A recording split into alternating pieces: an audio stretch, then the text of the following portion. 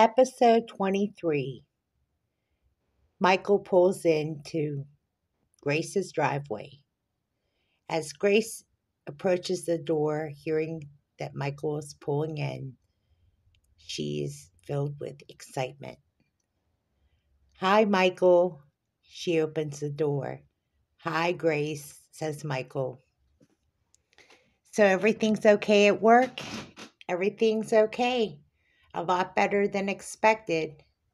It's nice that I had some free time instead of being at work. Well, at least you have a crisis management team there. Yeah, at least we have a crisis management team. That's me. If I wasn't on call this weekend, I would have thought, who would be there for this disaster or what could have been a disaster? Wow, you could talk all day and I'll listen, said Grace. Yeah, I have a lot to say, don't I? Wow, we had a really great night last night. So, what are the plans today? Well, the weather's pretty nice considering it's warmer than usual. Yeah, sometimes we get warm weather in the winter. That's what's different about living in the Midwest. You get those rare moments that the weather will sometimes peak at different times and you'll get a warm spell. But I expect the snow to come anytime. Yeah, I'm pretty sure of that. You came at the right time, though. The snow hasn't fallen yet. As soon as it snows here, it's almost a standstill. Nobody drives in it because of the mountains. Salt trucks don't normally come out, and it's really just treacherous. And you living on a slope, I bet it's even more difficult. Well, you can see that my car's in the driveway, said Grace. I don't drive unless I absolutely have to. Well, in that case, do you need to get groceries or do anything today? I mean, I know it's Sunday. We don't really have to do anything. We can kind of lounge around if you'd like. Well, there's some things I'd like to get done around the house. If you want to kind of explore a little bit, hike around the house, there's a shed in the back. I always like going back there and kind of snooping around to see if there's any old items around there that I can pick through. I kind of call it scavenger hunting because sometimes whoever lived here before left some old items behind, and sometimes I find these little treasures. Oh, I'd like to find little treasures. You want to do that? Yeah, let's do that, said Grace. Okay, so Michael follows Grace behind and looks into the shed. Be careful, Michael. There might be nails sticking out in places you don't know, said Grace. I'll be careful, I promise. So they walk up into the shed as they can obviously tell it's old. See, you can tell there's old treasures that were left behind here. Yeah, I can tell, said Michael. Grace leads the way. Wow, there's a lot of stuff here. Yeah, there is. Sometimes I pick through some of this stuff, said Grace, and I look for old frames and old things that I can refurbish or, upcycle. I'm a DIY kind of girl, so I look for projects and I look for things that maybe I can see potential, for my art projects, said Grace. Yeah, you are that kind of artsy kind of girl, said Michael. You have anything in mind, said Michael. Not anything that comes to mind, but I always look for some small little thing that might inspire me. Let's look for some inspiration, said Michael. So they explore through the items and they explore around the shed and they explore through the yard. This is pretty intriguing. This is what I would call exactly what you said, like a scavenger hunt. This is fun. Yeah, it is a lot of fun.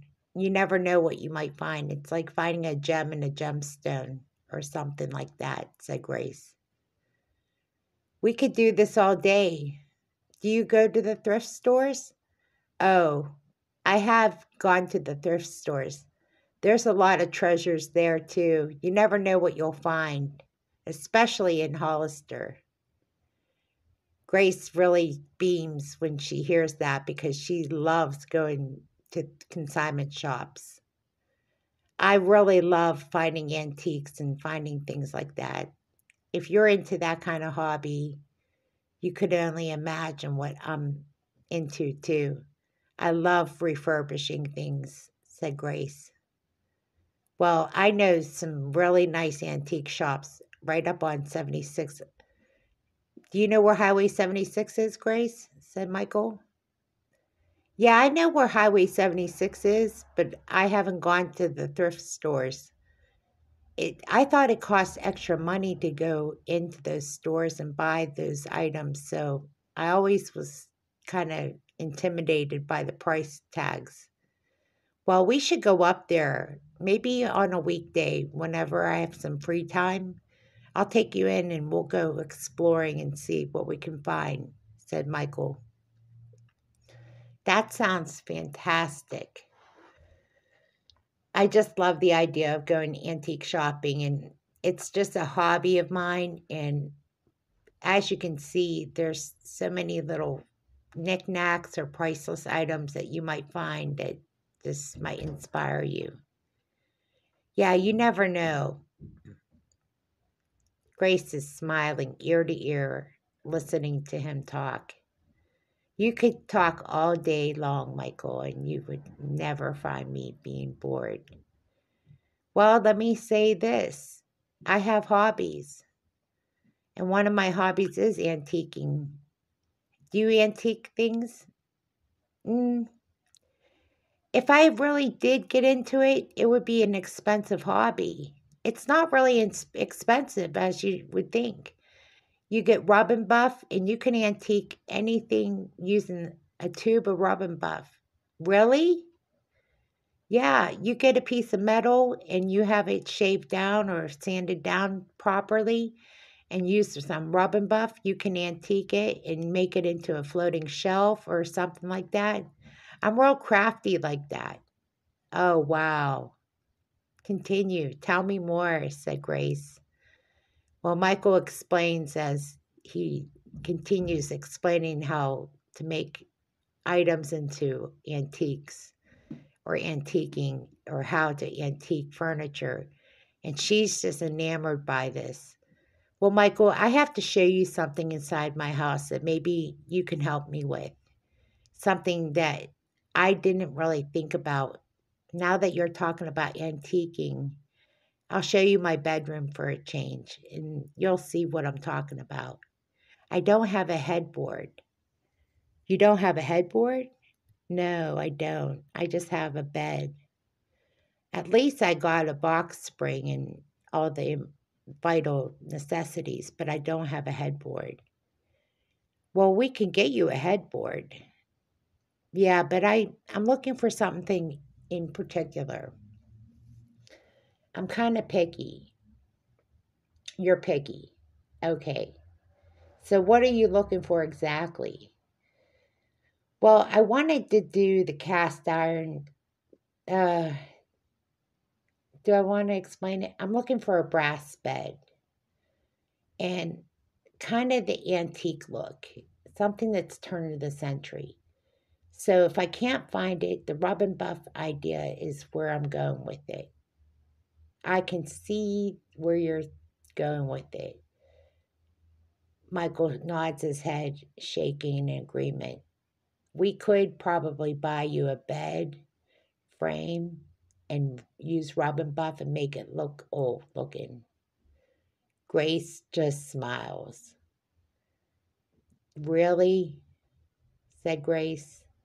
Yeah, really, we could probably pull it off. Let me see what we can find online and let me see what's on Craigslist and I'll see what I can pull together. That'll be our project next weekend. Do you think you'll have the weekend off? Mm, I don't know for sure if I'll have the weekend off, but I'll make time for you on Sunday. Sunday is probably the only time I know for sure we'll have time to go to church and have time together. So I don't usually work Sundays. I usually make time for God and time off for church.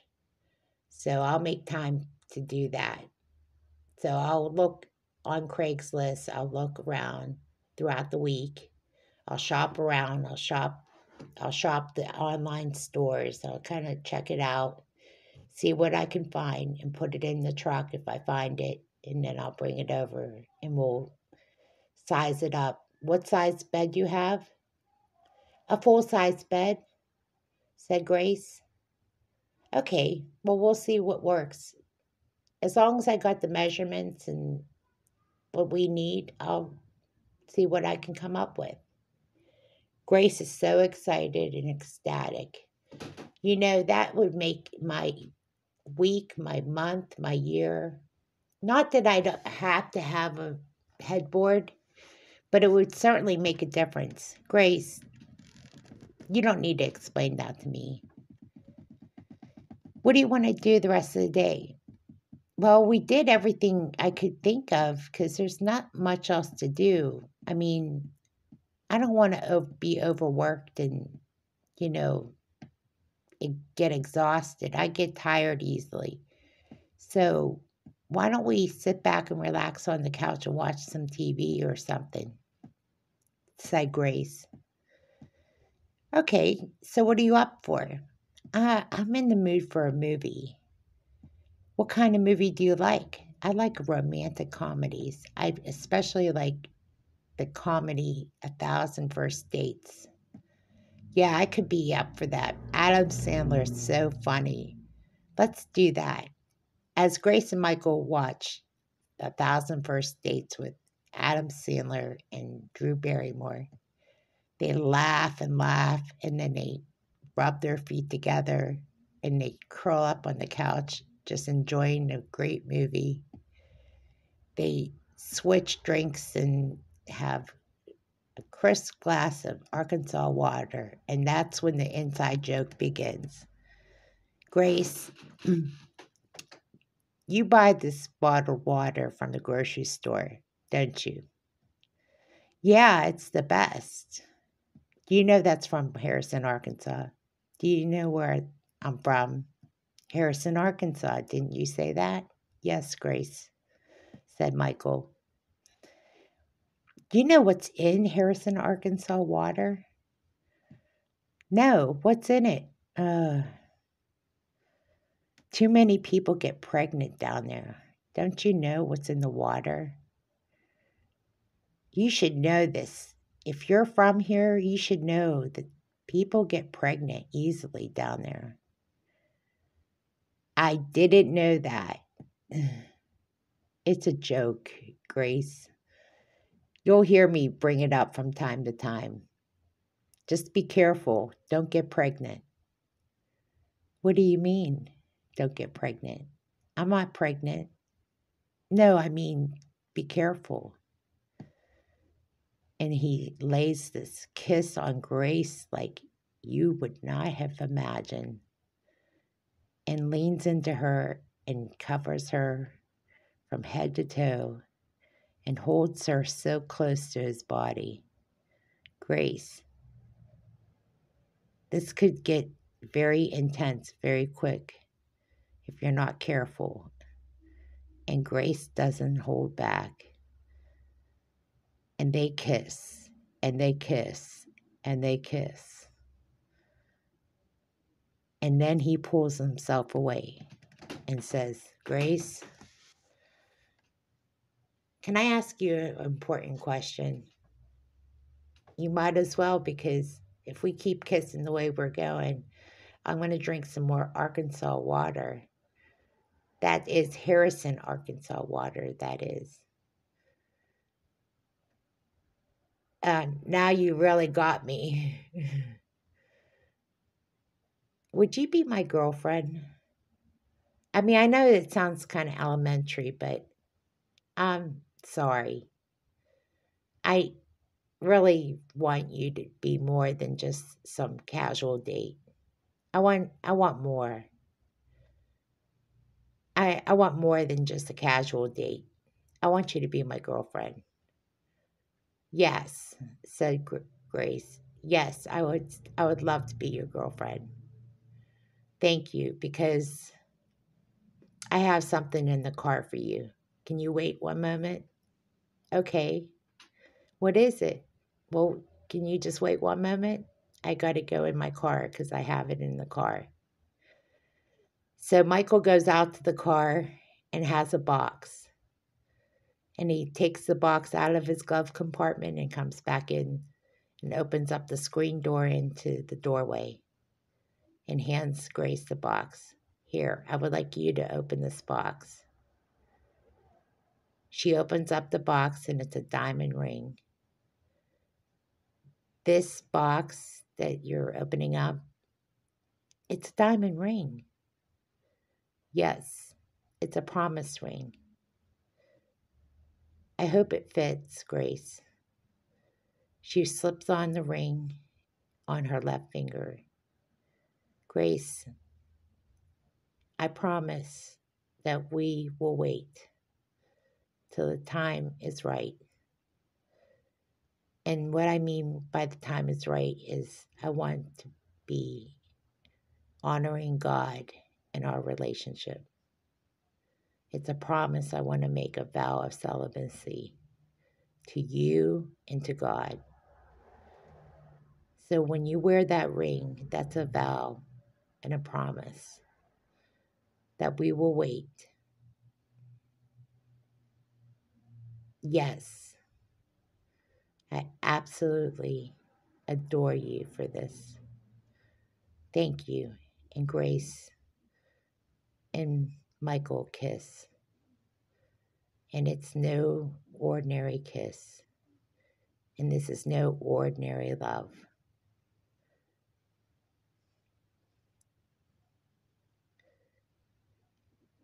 As the night wears on, they continue to kiss and they find themselves in this mist of a beautiful starry night as Grace and Michael make their way out on the porch. And they sit out on the risers in these wicker chairs. Grace, this is a beautiful porch. I love the wicker chairs. Yeah, they are pretty comfortable. It's really sweet out here. You know, that porch swing is really nice. You want to sit on the porch swing too? Yeah, let's do it. So they sit on the porch swing and they just kind of enjoy the sweet breeze of the evening. You know, I'm pretty sure the stars are out by now. Do you want us to check out the stars and get the telescope? Yeah, I'll go inside and get the telescope. I think I know where the telescope is. It's in that office room where the washer and dryer is. You got it. Let me go get the telescope. So Michael goes in. He knows exactly where the telescope is stored. He grabs the telescope gently and comes out onto the porch. Well, where should we set up the telescope? Well, the best place to set it up is in the backyard because that's where you can see the stars best. So Michael goes and sets up the telescope in the backyard where there's a flat surface and he sets it up so that they can look at the stars through the telescope.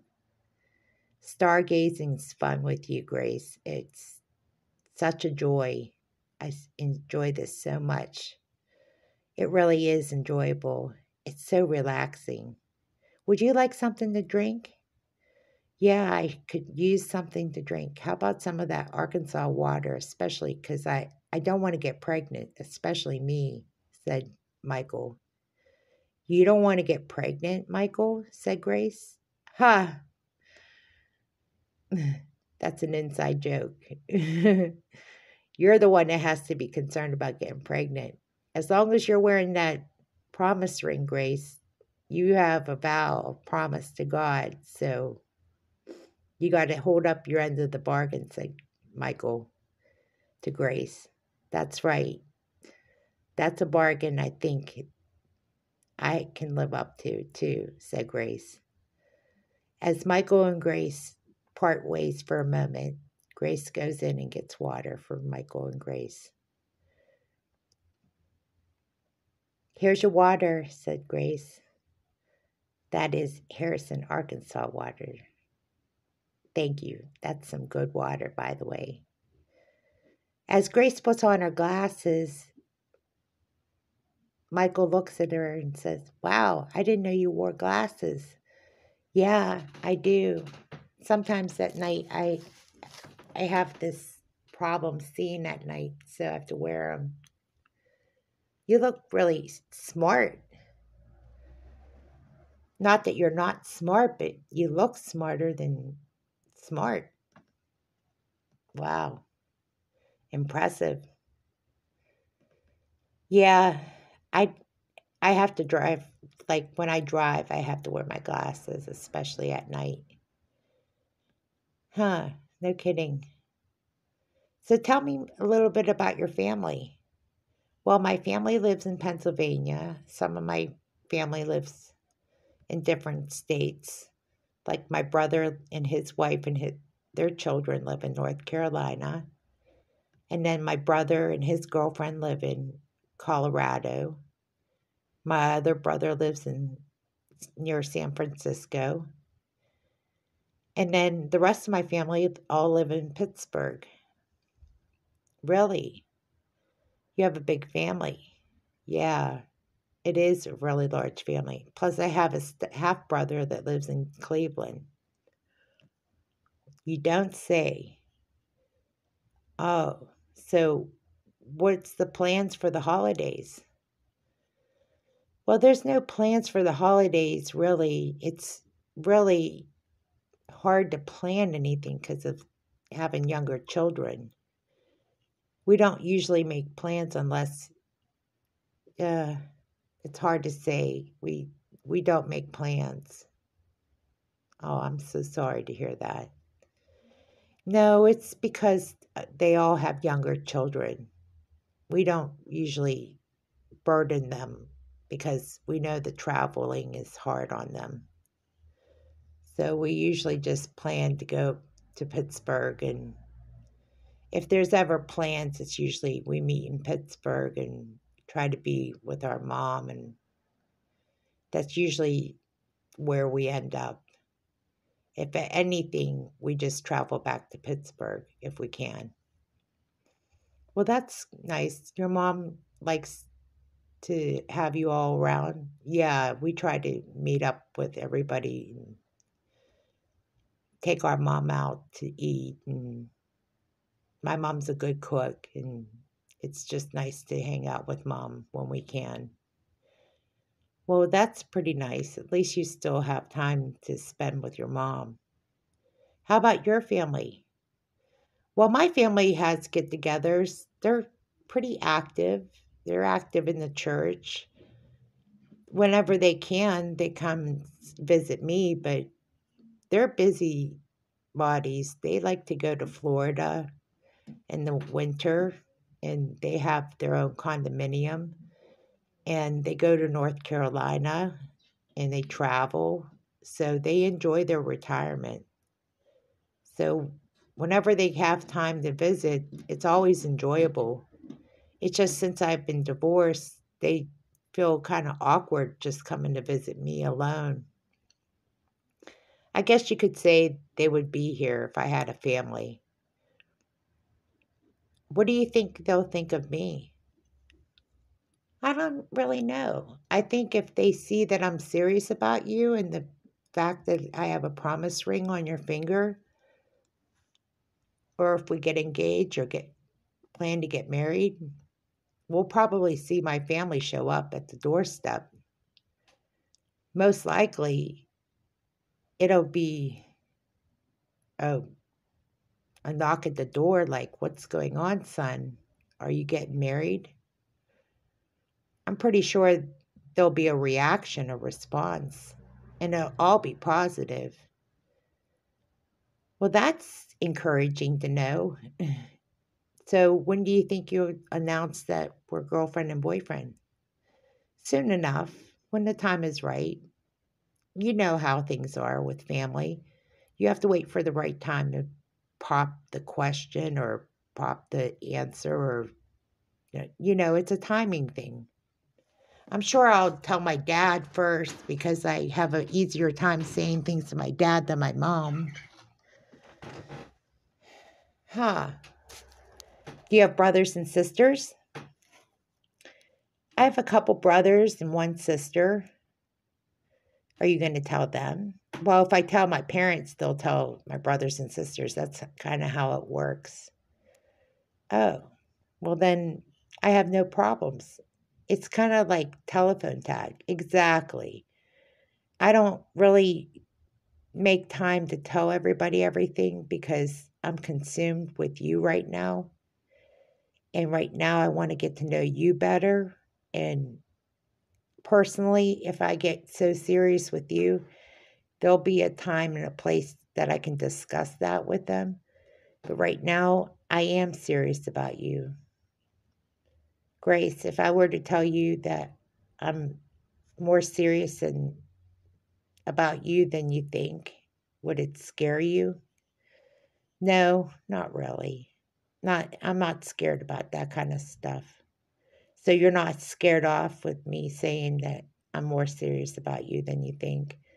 No, in fact, it's very attractive, said Grace. If I were to tell you that I feel led to say this by God provoking my heart to get that promise ring. That's beautiful. See, I prayed a lot over you, and I prayed a lot over this relationship, and I feel a strong conviction over me. I want more than just a promise ring. I want to solidify something with you. I'm ready for a real commitment. What I'm saying is, if I were to be able to skip the promise ring and just put a ring on your finger right now, if I had the one or two options, I would skip the promise ring and just get engaged. Well, why don't you? Because I feel like I'll get some backlash for it. Are you sure about that? Well, I got the promise ring on your finger. All I have to do is ask you the important question. Are you serious? Yeah, I am serious. Grace, would you marry me? Yes. I'm asking you seriously. Would you really marry me? Yes, I really would marry you. Listen, that's a promise ring. That's not an engagement ring. We would have to go ring shopping. We would have to get a wedding planner. We would have to do a lot of things. Then let's do it. You're not married anymore, neither am I. And I think in the eyes of God, we're right to we're in the right to get married again.